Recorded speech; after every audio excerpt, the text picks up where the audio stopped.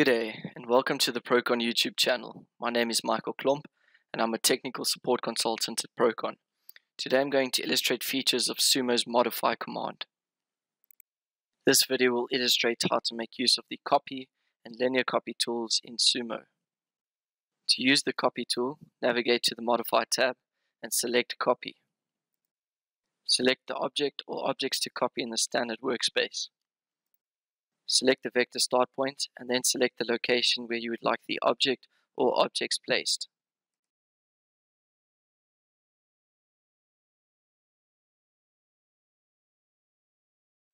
After placing the objects, you can press the escape key in order to escape from the command. To use the linear copy tool, navigate to the modify tab and select linear. Select the object or objects to linear copy in the standard workspace. Select the vector start point. Select the vector endpoint for where you would like the duplicate copy to be executed in a one-dimensional direction. Indicate the number of copies you would like, and then you can press the escape key in order to close the command. I've created an example to illustrate where the copy tool can be used when going about your modeling process.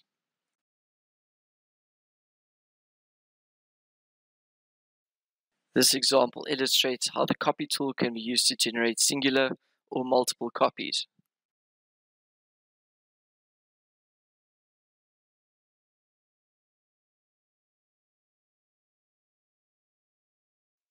Using the same example as a reference, the linear copy can be used to generate multiple one-dimensional copies without having to consistently use the copy tool as previously illustrated.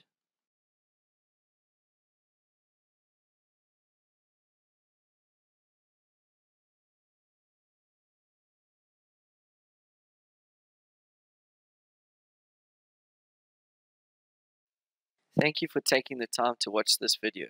For more tips and tricks, don't forget to subscribe to our channel and hit the bell icon to get notifications.